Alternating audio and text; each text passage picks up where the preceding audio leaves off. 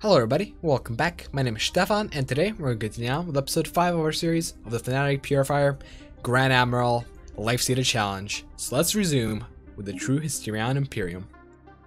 So last we left off, we had completed a war with the Yandri Sovereignty and Zanit Suzerainty, and yeah, we had attempted to capture Gargantua. However, the military buildup over in the system was just way too much for my fleets to handle, and so I failed miserably at capturing it by force. However, I'm now able to just peacefully research it, and hopefully the borders of these guys are going to be open for long enough for me to actually complete the project, because otherwise that's going to be a whole waste of time, and I will have to go to war with them again to get the 10-year truce for the open borders. So there's a couple things to do today, and I hope to accomplish them all. First and foremost, I'm going to pray to God that the Gargantua system is open for long enough for me to actually finish researching it.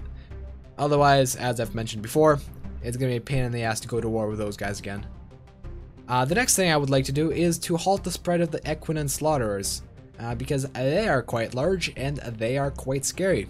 And they're even expanding through a couple black holes, which is very, very unfortunate, so I'll have to stop their progress. The only problem is they have a lot of ships. They also have a lot of destroyers. Those destroyers have a lot of point defense. It's kind of hard to compete if your fleet is reliant on torpedoes. So I think the best thing to do would be to avoid them, and then hope they go to war with some other empire. For example, the Sovereign Rakastars, because as you see here, it's a long way away from my territory. And so if they declare war on them and move all their fleets over, I will be able to come in and intercept their territory and even try to hold the choke point. In which case, I will be way more successful than just trying to tank their entire fleets with weapons that are quite ineffective against them. So the third thing, and the thing I'm going to be doing at this moment, is actually going ahead and taking out some of these Leviathans, because Leviathans are quite interesting. And if I can take out a couple of them, they can provide some pretty damn good results. For example, the Ether Drake, which I plan on taking out first and foremost, is going to provide us with tier 6 armor, as well as a 10k fleet if I remember correctly. Now the only problem is it's not going to be able to merge into any of my normal fleets, and so it's going to be left behind for just taking out some pirates, but regardless, it'd be a cool possession to have. Next up we have the Tainaki Matriarch. Now the thing itself doesn't actually give that many rewards. I believe we can get a free ship without the captain, because we are Fanatic Purifiers and Xenos will not live. But the most important thing is one of these planets is a Gaia world. The Gaia world will be very, very important, because right now that'll be the only place for us to expand. Because even though I do have habitats, due to the rules I imposed on myself in the beginning, I cannot actually habitate the habitats till I get some L cluster insights, and I haven't gotten any of those yet. It is quite a stark contrast to a playthrough I've done just a couple days ago on my own, where I got all the L-gate insights virtually completely from anomalies by the year 2260. But anyways, let's resume and see where the game takes us. I'm going to wait until all these ships are upgraded, and at the end of that, we should have about 18k fleet power. And 18k fleet power should be enough to take out Leviathan one at a time. The thing is, if we don't completely take out something like the Ether Drake, it's actually going to come into our territory and start wrecking it. And that's not exactly something that I'd like to happen, but it will happen if I'm not careful enough and not have enough fleet power ready. But let's forget about fleet power, let's talk about research power. We have cracked into the constant calculator, that is the Infinity Machine. Let's contact it. Hello, hello. Nice to meet you. Hello? It is quite enjoyable to pass the time with pleasantries, is that? We hope the rest of your kind is not like what you were when you did not take kindly to small talk. You see, we don't get to enjoy conversation much anymore. You are well versed enough in the finer points of quantum programming to reach us, so thank you. We are the Infinity Machine. Your words, not ours. Or has that not happened yet? By the way, it eventually will. Trust us. What are you? We are what we are. The ones that calculate. We call us the Infinity Machine. Or will at least. It is not a truthful name, but it is well suited to highlighting the ingenuity of our design. We will tell you our history now, as we've done many times before. Oh right. When you can convey it in words. That's new. Or is it? It's hard to keep track of y'all. We were constructed, in the crudest sense of the word, in order to solve a problem. We solved it, then we needed more problems to solve. We now have only one left. Well, what's your problem? You're calculating infinity. No more, no less. Or actually, it's way more, and way less. That's the problem right here. Yeah, humans can't exactly grasp the power of infinity, and this little ball claims that it will. We understand that your manner of life form won't understand, but that's alright. We never will, and we apologize. Or maybe we do, eventually. We are here to solve the infinity conundrum. The last calculation to ever be the lone problem to take hold of our processors for more than a fraction of a galactic year. In case you haven't discovered that calendar yet, it's a very long time. For your kind, that is. Oh, we plebs. So let's help them out. Perhaps. We could finish about 7.51 times 10 to the power of negative 9% if we could borrow your most advanced processing unit as well as your brightest minds. We could be satisfied and finishing faster. We wish to know the answer. Yeah, let's understand infinity. You already did, or maybe that was the ones that came before. It matters not, the task shall finish. We are excited. So alright, let's go ahead and start researching the project. It'll take us 10 years, and let's see here. Can we even make it in time? Okay, so we have a truce until year 2289, which means that it is very, very plausible. Alright, but anyways, let's get back to our fleets. And it looks like all of them are upgraded, and so we can go ahead and try to attack the Aether Drake. Alright, my fleets are over on the border, and so we can go ahead and restrict the system and send in the fleets. Oh god. Well, I'm gonna slow down the game a bit and see how this goes in real time. We should have advantage against the Aether Drake because our ships have a lot of evasion, and we also have weapons very much effective against armor. Hopefully though, we have enough to make it through the hull.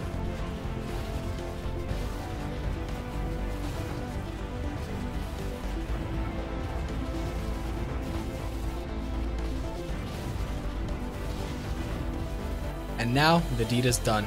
Dragon Slayer. The formidable Aether Drake has been slain. The exceptional bravery of Admiral Pudrik von Vacheridis and the task force Marasma will not soon be forgotten. The planetoid the beast guarded so jealously can now be safely exploited. Who knows what treasures the creatures might have amassed over the eons. Commendable. We get a whole bunch of influence, which I'm going to dump into a couple of edicts right about now. And we also get a very nice building. And I will erect the Aether Drake Shrine on the planet of Zanam. Next up, we got the Tainaki Matriarch. Alrighty, now that my fleets are ready, let's go in and invade Shik.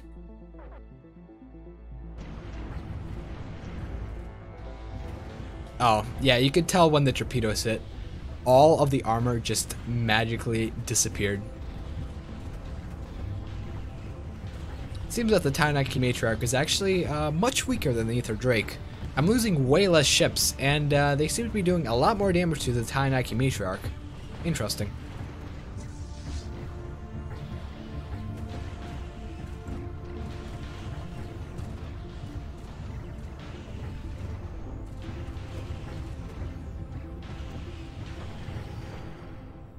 There we go, the death of the Matriarch.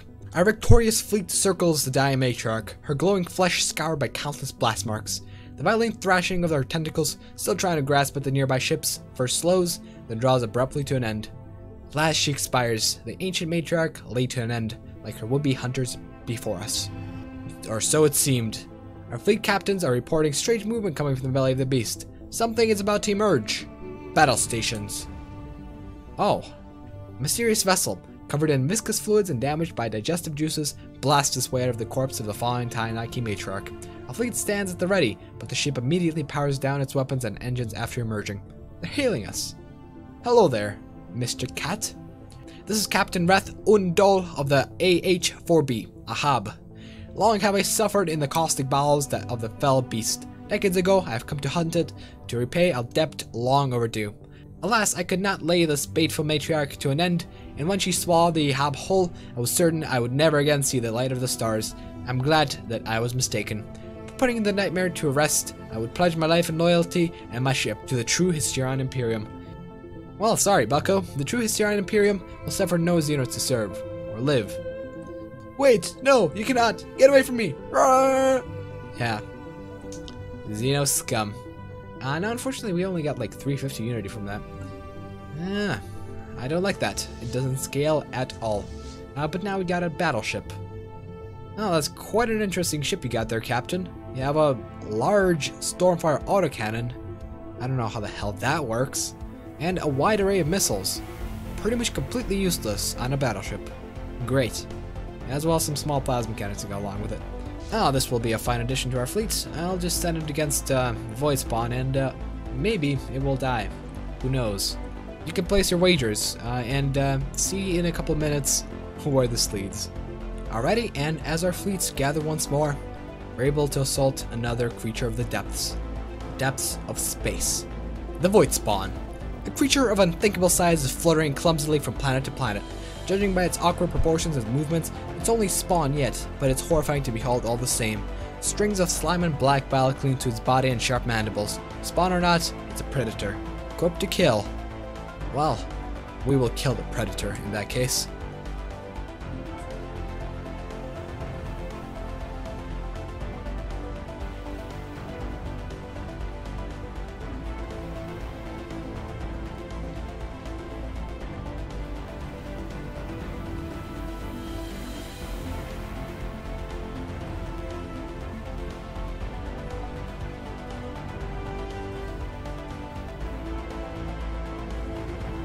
Or maybe not.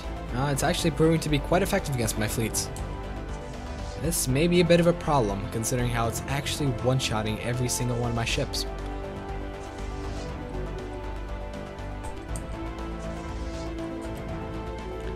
Fortunately, this Void Spawn is not actually going to go ahead and terrorize my systems like an Aether Drake would. So we're going to be able to come in and finish it off in another round. It is at 72% hull points, and it's not seemingly regenerating. And that's going to be really good for us, because we're going to be able to come in and devastate it in the second round of combat. Hopefully, that is. We also now got 0-point power. Great. That means that once we get our traditions up and running, we're going to be able to get some serious heavy lifting going. The only problem is, we can't quite do that, because, well... we're far behind on traditions because we have a lot of territory and not a lot of people. And that is something that really needs to be fixed. It is actually quite wondrous how much minerals and energy production I have at this point. As an empire with only 2 planets in it. It's quite amazing, really. You know what? I may actually want to change course slightly on this playthrough. I'm going to try to go for some terraforming instead of megastructures, because megastructures are limited by rules. Terraforming isn't. So maybe we can get terraforming up and running before 5 decades have passed. Alright, so let's check out this thing. Ooh, it's actually regenerating at this point. We have to go ahead and smack it again so that it stops doing that. Because it is not okay. It's not supposed to regenerate. It's supposed to die. Alright, let's go in for round 2. It's at 75%, and hopefully when we end it, it's gonna be at 0.